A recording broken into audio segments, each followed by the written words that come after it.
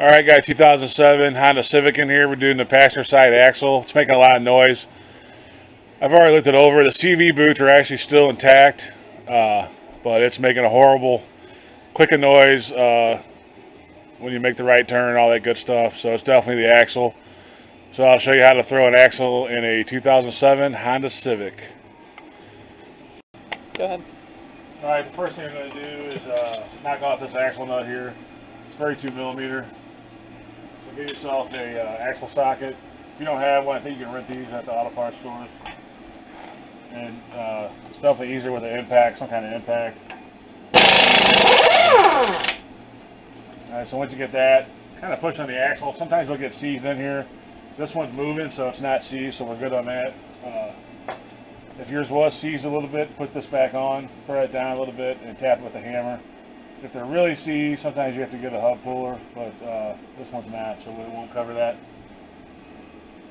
Next thing I'm going to do is turn the wheel. And I'm going to pull this caliper off, because what we're going to do is pull this spindle forward. I don't want to pull on these lines. So, get yourself, look at these are 12 millimeters on these caliper bolts. And they are. So, go ahead and take the caliper off.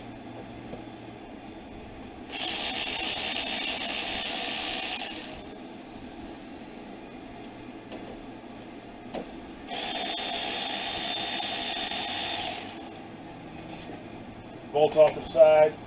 Never want to just hang your caliper by the hose, so get one of these things or find something to hold the caliper. Usually what I do is put one of these on the hook, and then stick it up through the spring on the coil spring. It just hangs out of the way safely. So anyway, we'll straighten it back out. And then what we're going to do is knock these off and then pull this forward. That should slide the axle out. So you got 17 millimeter on this side, 19 on this side.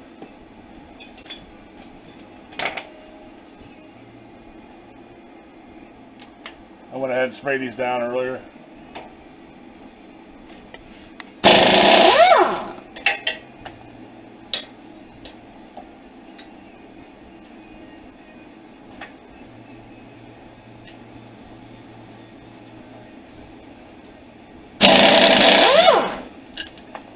Alright, then once you get those pulled out,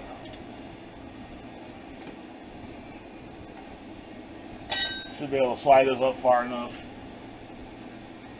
Alright, so this one's, you have to tap on these bolts a little bit, just put the nut back on a little bit.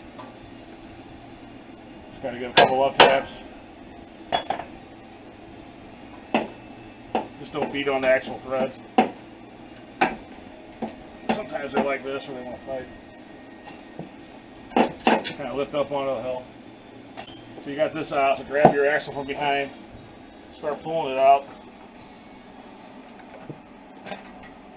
Yep, we got a speed sensor here that I forgot about, so we need to take some tension off that before we get too crazy. Hold on a second. Go ahead. Alright, so I went ahead, I got ahead of myself a little bit. Go ahead and take your speed sensor loose from the clips. Just got these little clips. Just press in on those. They'll come off from the mounting point. There's two mounting points. There's one on the side of the strut, one here, and then I took it off from this little bracket on the firewall. That gives you plenty of room. So now slide the axle out, and you can see this is still pretty loose, so we're not doing any damage there. So anyway, once you get it to here, get yourself a little drain pan, because you might lose a little bit of transmission fluid, and we'll go under the car.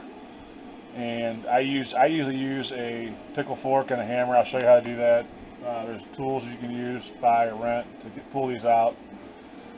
Just use whatever you got. I'll show you what I do. It's worked for me for years. Anyway, so get yourself a drain pan, stick it under there. You shouldn't lose too much, but you might lose a little bit, and we'll tap this thing out. Alright, so here's where the axle goes into the transmission, right here. So usually what I do, if you can get it up in there, is I get a pickle fork, and I'll kind of put it up against the axle there in the transmission and just tap it. You don't have to go crazy on it. It should come out pretty easily. But the idea is just to get something up there and put a little leverage on it and tap it out. Pickle fork usually works for me 95% of the time. I do have other tools I can use to get up there. There's an attachment for a slide hammer, stuff like that. But anyway, this one looks like a pickle fork will work, so we'll use that, tap it out. You should lose a little fluid, and then we'll direct the new one in. All right, so I already slid the other one out. Now we're going to slide the new one in. You can see it coming through here.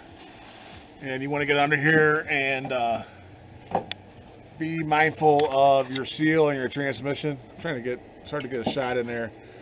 But use your hand to guide it into the hole. Try to get it right in the middle, because you don't want to tear up your transmission. Stop. You don't want to tear up your transmission seal. You can nick it or damage it if you just jam it in there. So you want to make sure you are careful of that. So get in there and get it started. Push it in as far as you can by hand, and then we'll go back out from under the car and finish it up. All right, so I don't know how easy to see, but I went ahead and just guided in there, and that's about how far it goes in before you put it in the rest of the way. So it'll go in pretty far, and then you can kind of turn it and lock it in before you start beating on the other end. So that's about what it should look like, but you'll feel it once you get it in there and get it started. All right, so once you got it in there and the splines are locked in, it's not moving. You want to make sure the splines are locked in before you do any hammering. Go ahead and run your nut down a little bit and hold it as straight as you can. Sometimes you can push it in and take some of the slack out of CV joints and just tap it in, and you'll hear that thud noise. It's different from the first few taps, and you'll feel it go in obviously when you guide it in. But the key is to hold it straight as you can with the transmission. Push it in a little bit and just tap it in. You shouldn't tap it. If you have to tap it real hard, it's not going in, then your splines are not lined up. Do not try to jam it in there or just beat it in there. It should be just real light taps like what I just did, and it should go in real easy. If there's any kind of like a lot of resistance, stop what you're doing, pull it back out from the other end, and make sure that you have it lined back up with the splines. You should be able to turn a little bit and lock it in, and then you'll hear the transmission on the inside moving with your axle. If you don't get that, then don't beat on this end, because you'll tear up your transmission or whatever, and that's bad news. So anyway, take your nut off, and this is one of the few times that I'll recommend going ahead and sliding the condom off of it and discarding that, because you won't need that anymore. So that's just a nice safety practice to get into. Slide the condom off the shaft, throw it out. Now you're at this point, you can go ahead and line it back up with your spindle. And what you're going to do is kind of same thing with the other end. You're just going to kind of turn it till it locks in, and then you should be able to push it up in there like that. And once it gets lined up, then you can start lining it back up here. You can see right here it's poked through a little bit, so it's, when I turn the axle, the whole thing moves. So you're good to go ahead and start these two bolts. Move that light. So this is sometimes takes a little bit of muscle. Get it up in there. A little finagling.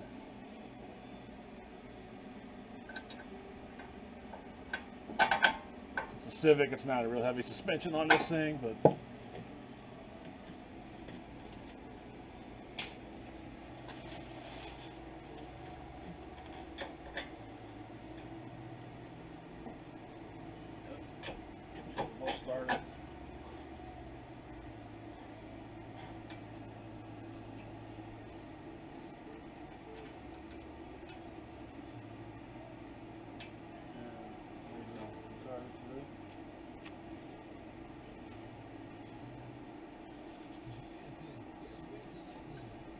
like I said, make sure this is in all the way, and you can see it's moving and it's locked in. We'll go ahead and torque this down to factory spec. 17 on this side, 19 on this side. And factory specs, 2 Ugga-Duggas.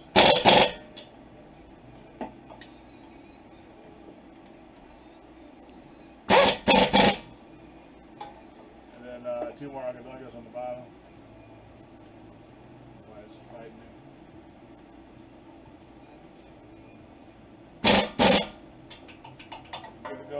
So Connect the speed sensor. go ahead and hook your speed sensor back into the clips.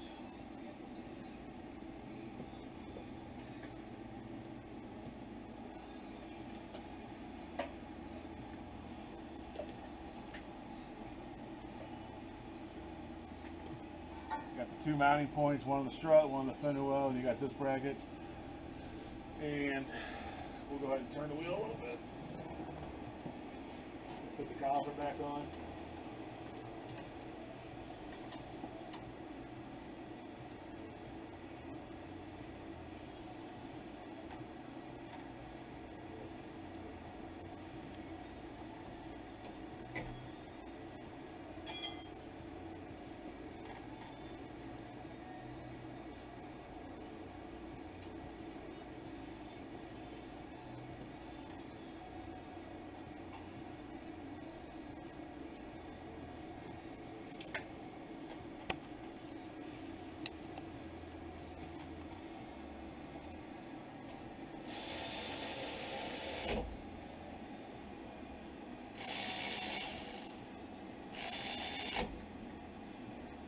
Make sure it's tight.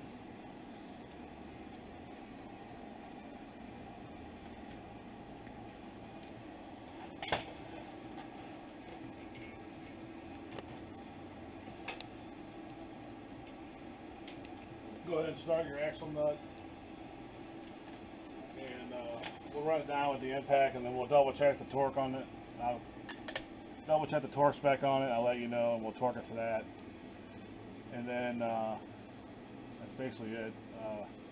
But normally what I'll do is I'll just run it down until it's a little bit tight, and then I'll double check the torque on it. So I will go check the torque on this, let you know, and then we'll pick it back up.